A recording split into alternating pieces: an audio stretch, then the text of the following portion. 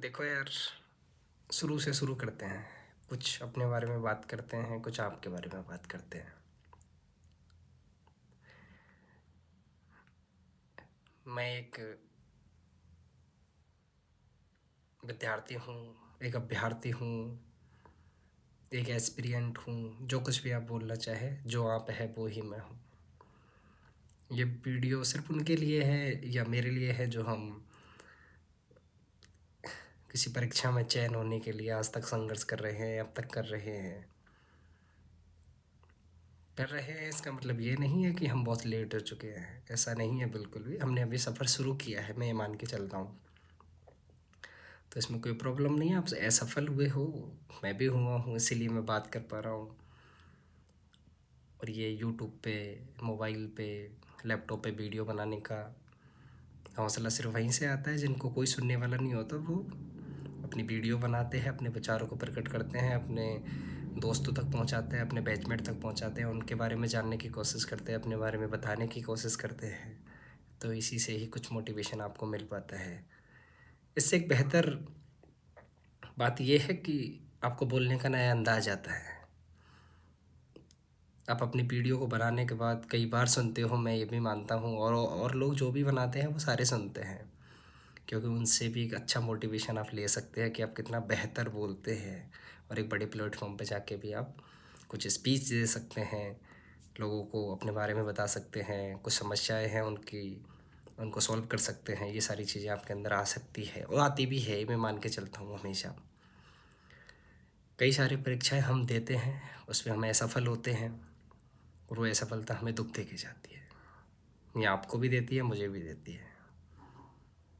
और यदि वो किसी विद्यार्थी को दुख नहीं दे रही है, प्रॉब्लम नहीं खड़ी कर रही है उसके लिए, तो ये हो सकता है कि उस परीक्षा के लिए वो ज़्यादा सीरियस रहा ही ना हो। और ऐसा होता है, कई बार होता है, मैं मान के चलता हूँ। मैं सुनता हूँ दोस्तों से कि आपको ऐसा नहीं लग रहा कि आप एक परीक्षा में अनुत्तीर्ण हुए हो, तो वो कहते हैं कि मैंने तो सिर्फ देने के लिए दिया था। उनके लिए कोई प्रॉब्लम नहीं है, ये सिर्फ हमारे लिए प्रॉब्लम है, ठीक है। तो एक समय होता है जब तक हम कई परीक्षा ऐसे ही दे देते हैं कि मैं सिर्फ देने के लिए दिया था, लेकिन एक समय के बाद, थोड़े समय के बाद हमें ऐसा लगने लग जाता है कि ये परीक्षा तो मेरी चयन की परीक्षा थी, ये सेलेक्ट की परीक्षा थी, इसमें तो मुझे सेलेक्टेड होना था लेकिन मैं नहीं हुआ। तो वो आपको एक थोड़ा उदासी दिखे जाती है कि मेरा सफल परिणाम क्यों नहीं आया। तो इसमें एक प्रॉब्लम यह है कि अपने आप को आप मोटिवेट कैसे रख सकते हैं ताकि अगली परीक्षाओं में आपको उत्तीर्ण होना ही है। सफलता तो हमको पानी है, क्योंकि जिस मुकाम के लिए हम घर से निकले हैं खाली हाथ तो हम लौट नहीं सकते, किसी भी हालत में नहीं लौट सकते। और जाना तो सफल हो गई है मेरे दोस्त। तो बात यह है कि अपने दोस्तों का एक ऐसा ग्रुप बनाइए जिसमें आप मोटिवेट हो सको, जो आपके साथी ऐसे हो जो आपको हमेशा ठीक से आपके साथ बात कर सके। ठीक से बात कर सके, इसका मतलब ये है कि आपके कुछ मित्रों का चयन यदि हो जाता है तो उनका व्यवहार आपके साथ ऐसा ही होना चाहिए जैसा चयन होने से पहले था या सेलेक्ट होने से पहले था। उस उससे एक अच्छी बात ये होती है कि आपके अंदर लगातार मेहनत करने का जज्बा बना रहता है। यदि आपके साथ के सेलेक्ट होते हैं तो आपको ये निराशा आ जाती है कि यार मैं क्या कर रहा हूँ, मुझे सफलता क्यों नहीं मिल रही, मेरे साथ वाले तो निकल रहे हैं। तो ये एक बड़ी बात है कि आपको हमेशा उससे ही ऊर्जा के साथ मेहनत करते रहना है। पॉइंट नंबर 2 कि आपके माता पिता, आपकी फैमिली, आपके भाई बहन जो भी आपको मोटिवेट करते हैं या जिनके लिए आप कुछ करना चाहते हैं, तो उनका भी आपके साथ होना ज़रूरी है। वो इसलिए कि कुछ परीक्षाओं में असफल होने के बाद उनको ऐसा ना लगे कि आप कुछ कर ही नहीं सकते। ऐसा नहीं लगना चाहिए।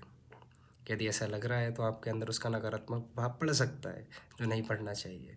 क्योंकि आपको ऐसा लगता है यदि ऐसा हो रहा है तो कोई बात नहीं, लेकिन मैं मान के चलता हूँ कि इससे एक बहुत बड़ा प्रभाव पड़ता है। आप जब भी मेहनत करने बैठोगे आपके दिमाग में यह आएगा कि मेरे से तो कोई उम्मीद ही नहीं करता, तो मैं मेहनत किसके लिए कर रहा हूँ। कहने वाले कह देते हैं कि खुद के लिए कर रहा हूँ, लेकिन वो एक थोड़ी बात हो सकती है। उससे ज़्यादा सोचने वाली बात ये है कि मेरी सफलता को सब बनाने वाले कुछ लोग बैठे हैं, वो मुझ पे भरोसा करते हैं। ये आपके साथ होना चाहिए। पॉइंट नंबर 3 कि अपने आप पे आपको भरोसा इस प्रकार रखना होगा कि कोई बात नहीं, इन परीक्षाओं में मेरा चयन नहीं हुआ, लेकिन मेरे अंदर मेहनत करने की वो लगन है, वो हार्ड वर्क मैं कर सकता हूँ, जिससे आगे आने वाली परीक्षाएं या बड़ी से बड़ी या छोटी से छोटी परीक्षा में निकाल सकता हूँ। पॉइंट नंबर 4 ये है कि आप अपने आप को भी देखते रहिए। कुछ ऐसे पॉजिटिव लोगों के साथ आप मिलिए, बोलिए, बैठिए, अच्छे लोगों के साथ बैठिए, ताकि आपको परीक्षा के अलावा भी अन्य जानकारियाँ मिल सके, जैसे कि आपको बोलने का लहजा आ सके, एक भाषा में आपकी अच्छी पकड़ हो, जैसे आप कुछ अच्छा और भी कुछ अच्छा कर सकते हो। सिर्फ परीक्षाएं आपके लिए नहीं बनी। ये इसमें कोई ये मत सोचना कि मैं वीडियो बना रहा हूँ परीक्षा को लेकर, मैंने क्या बोल दिया कि परीक्षाएं आपके लिए नहीं बनी। इसके अलावा भी बहुत कुछ करना होता है। हमारा सपना होता है कि कुछ भी हम किसी भी फील्ड में हम बहुत कुछ अच्छा करना चाहते हैं, तो हो सकता है वहाँ भी हम कुछ अच्छा कर दें, लेकिन प्राथमिकता हमारी नॉर्मली यही रहती है कि जिस तैयारी के लिए हमने प्रिपरेशन स्टार्ट किया है, जिसके लिए हमने अपने माइंडसेट को बनाया है कि हमें वही बनना है, या सिविल सर्वेंट बनना है, या कुछ जो भी हम करना चाहते हैं उसके लिए बने हैं। तो कुछ एक पॉइंट होते हैं जो असफल व्यक्ति के मन में आते हैं। ये वीडियो बनाते हैं तो मुझे ऐसा लगता है कि जिनको कोई सुनने वाला नहीं होता वो अपने आप से बातें करते हैं। तो पहले ये चलता था कि जिसको अपने आप से बातें करनी होती है वो डायरिया लिखता था, लेकिन अब ये नया चलन है कि आपको खुद से बात करनी है तो आप वीडियो बनाइए। ठीक बात है, कोई ख़राब बात इसमें है नहीं कि आप लिख नहीं रहे हैं, आप बोल रहे हैं। इससे डबल फ़ायदे हैं। लिखने से सिर्फ आपको लिखना आता है, आपके विचार सिर्फ एक पेज पे एक कलम के द्वारा उकेरे जाते हैं। बोलने से आपको फ़ायदा ये होता है कि आपके अंदर एक नया कॉन्फिडेंस आता है, एक नया उत्साह आता है। वो इसलिए कि आपको कहीं दूसरे व्यक्ति के सामने बोलना है तो थोड़ा तजुर्बा होना चाहिए बात करने का। तो बोलने से कई सारे फ़ायदे हो सकते हैं। आप बड़े मंच साझा कर सकते हो, अपने विचारों को प्रकट कर सकते हो, मित्र मंडली में आप ठीक से बात कर पाते हो। तो मुझे ये लगता है हमेशा कि डायरी में लिखना आपको इंट्रोवर्ट होने की निशानी की तरफ ले जा सकता है, लेकिन आप अच्छे स्पीकर हो, अच्छे लिसनर हो, तो उससे आपको बहिर्मुखी मतलब कि एक्सट्रोवर्ट होने का मौका मिलता है। तो उसके अपनी अपनी चीज़ के अलग अलग फ़ायदे हैं, वो समय के साथ बनते जाते हैं। डायरी लिखने का अपना अलग फ़ायदा है, वीडियो बनाने का अलग फ़ायदा है। तो मैं इसलिए वीडियो बनाता हूँ। Thank you. मैंने सोचा मैं एक वीडियो बनाऊँ तो इसलिए मैंने एक वीडियो बनाया। तो आप देख रहे हो तो थोड़ा कमेंट में कुछ लिख के जाना कि मैं क्या बोला, कैसे बोला, ताकि मुझे भी मोटिवेशन मिलेगा। ज़्यादातर वीडियो मैं इसलिए बनाता हूँ ताकि मुझे बोलना आ सके। बोलना इन द सेंस कि दोस्तों के बीच में हम कुछ भी बोल देते हैं, लेकिन एक सहज सरल भाषा में बात करना जो लोगों तक पहुंच सके, अपने विचार पहुंच सके, तो उसके लिए थोड़ा अ, कायदे में रह के बोलना पड़ता है। इसलिए मैं वीडियो बनाया। थैंक यू, धन्यवाद, जय हिंद। Thank you.